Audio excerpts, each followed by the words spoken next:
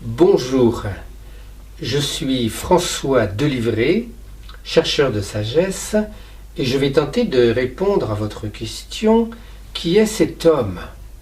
Qu'est-ce qu'il cherche? Et surtout, est-ce que ce qu'il fait peut m'intéresser, peut vous intéresser, vous? Alors, comme j'ai la pédagogie dans le sang, je me suis dit que j'allais profiter de cette présentation personnelle pour partager avec vous en 7 points essentiels ce qui se passe quand on doit se présenter à un inconnu, à quelqu'un, une personne ou un groupe, ou lorsqu'on veut remplir un profil sur Facebook ou autre. Et mon exemple vous servira d'illustration. Déjà, en nous présentant à autrui, inconnu, nous avons toujours 2 grands ennemis, la peur et l'ego. La peur. Nous avons peur d'être jugés, critiqués, mais pire encore d'être niés, et que l'autre soit indifférent. Alors pour faire face à la peur, il s'agit d'avoir d'abord une solide estime de soi. C'est un très long chemin. Il vaut mieux aussi savoir qu'on ne peut pas plaire à tout le monde. Ma présentation et mes œuvres n'intéressent pas tout le monde, c'est comme ça.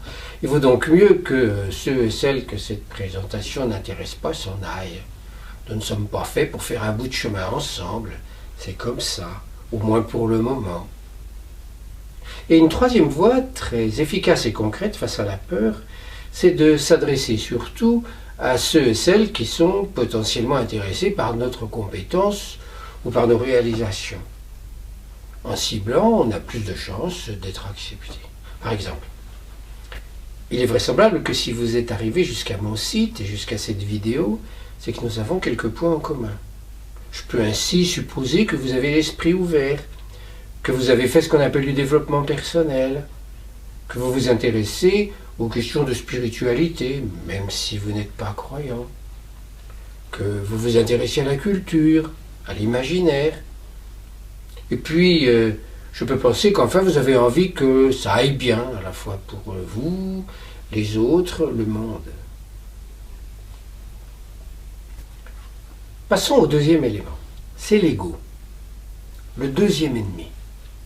C'est une petite voix qui murmure à notre oreille: qu'est-ce que tu pourrais dire pour qu'on s'intéresse à toi? L'embêtant dans l'ego, c'est qu'il empêche les relations vraies. Qu'est-ce qu'il faut faire pour mettre l'ego à sa juste place? Avec l'expérience, je me suis forgé 3 principes que je vous donne maintenant. D'abord, savoir se mettre sur un piédestal quand il faut et savoir en descendre quand il faut. Ensuite, il s'agit de renoncer à se comparer, plus ou moins que les autres. Personnellement, quand le démon de la comparaison me pointe le bout de son nez, j'ai une réaction immédiate: fiche le camp. Enfin, c'est utile de considérer l'ego comme un allié un peu bête, mais finalement assez utile parce que s'il nous incite à faire l'intéressant, il nous pousse en même temps à entrer en relation avec les gens. Venons-en maintenant au problème des cases. Quand on se présente à autrui, après la peur et l'ego, il y a le problème des cases, c'est-à-dire ce qui permet de cerner socialement une personne. C'est très pratique, les cases. Quand vous vous demandez qui c'est cet homme, vous avez d'abord besoin de repères, c'est-à-dire de me mettre en case, au moins au début. Alors, je vous ai mis ici quelques-unes de mes cases. Je vous laisse un peu de temps pour lire cette liste. Le problème des cases, c'est quand on enferme la personne dedans, ou bien quand on s'enferme soi dedans. Par exemple, à la case polytechnicien, vous pourriez avoir tendance à vous dire: ah, Nix, c'est un rationnel, et puis il doit se croire supérieur aux autres. Ou bien à la case de sculpteur, vous pouvez imaginer facilement un bonhomme en train de taper sur une pierre avec un marteau, un ciseau. Alors que, en fait, je suis un sculpteur modeleur. Je travaille essentiellement sur l'argile, un peu sur le bois. L'attitude que je trouve juste à propos des cases, c'est d'accepter qu'autrui nous mette dedans. au moins pour un temps, mais de ne pas être dupe de nous-mêmes, de ne pas être que nos cases. Regardons à présent l'une de mes cases, chercheur de sagesse. Qu'est-ce que c'est? Qu'est-ce que ça veut dire? Qu'est-ce qui fait d'ailleurs vous aussi que vous êtes chercheur de sagesse ou chercheuse? J'ai choisi ce terme au lieu de philosophe parce que être philosophe, pour presque tout le monde, ça signifie avoir une bonne connaissance des approches philosophiques. Mais un chercheur de sagesse, ça n'est pas du tout ça. Ce qui l'intéresse surtout, c'est de vivre concrètement une vie à peu près sereine, une vie qui permette de résoudre au mieux les problèmes qui se posent au quotidien, d'avoir une vie à peu près centrée sur l'instant présent, même si les chercheurs et chercheuses de sagesse n'hésitent pas à faire le détour par le passé ou le futur quand c'est utile. Une vie cohérente, une vie où on ne se raconte pas d'histoire. Poursuivons notre réflexion sur la présentation de soi-même avec la question de la crédibilité. Sur quoi s'appuyer pour prétendre être ce qu'on dit être? En me voyant me présenter, si vous ne me connaissez pas, vous vous demandez donc vraisemblablement, est-ce que cet homme est crédible? Est-ce qu'on a raison de s'intéresser à ce qu'il fait?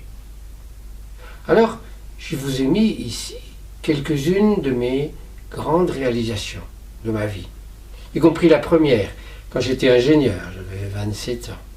Ça a été le premier réservoir en béton précontraint en France pour le gaz naturel liquéfié, à Fos-sur-Mer. Il est encore en service, vous pouvez aller le voir. Voilà, je vous laisse jeter un coup d'œil sur cette liste. Passons à la réputation. En voyant quelqu'un qui se présente ou qui présente une réalisation, on se demande, est-ce qu'il est connu? Est-ce qu'il est reconnu dans ce qu'il fait? C'est une question délicate parce que parler de sa propre réputation, c'est frôler l'ego. Mais je vais faire attention. Pour ce qui me concerne, je suis surtout connu pour la publication du livre Le métier de coach. Il est devenu un ouvrage de référence dans cette nouvelle profession. Je suis moins connu pour mes autres livres sur la négociation et la gestion du temps, même s'ils ont eu à peu près le même tirage, à peu près 20 000 exemplaires. Pour les contes et les raconter, je suis connu d'un cercle assez large d'amis et de connaissances, mais ça ne va pas au-delà, parce que je ne fais pas de spectacle au sens habituel du terme. Je raconte chez les gens quand on me demande de raconter, parfois chez moi. Et c'est la même chose pour la sculpture. C'est une activité qui me plaît et pour laquelle j'ai tenu quelques belles expositions. La plus importante, c'était sur le toit de la Grande Arche. Ça a duré 1 mois, il y a quelques années. Un très très bon souvenir. Ce qu'on cherche enfin à savoir quand quelqu'un se présente, c'est ce qui le fait courir. Qu'est-ce qui nous fait courir? Qu'est-ce qui vous fait vraiment vivre et avancer jour après jour? Pour moi, ce qui me fait vivre, vous le découvrirez au travers de mes œuvres. Elles parlent mieux de moi que moi. Et ce que vous trouverez de plus intéressant dans mes œuvres, c'est vous. Vous vous y retrouverez, enfin, j'espère. Et un beau cadeau à vous faire à la fin de cette présentation, ça serait de prendre un peu de temps pour vous poser cette question. Qu'est-ce qui me fait vraiment vivre? Vous connaissez à présent un peu plus de ma personne et c'était le but de l'exercice. Mais j'espère surtout que vous avez trouvé quelques points de repère. Pour tous ces moments, vous devez vous aussi vous présenter devant une personne ou devant un groupe. Au revoir.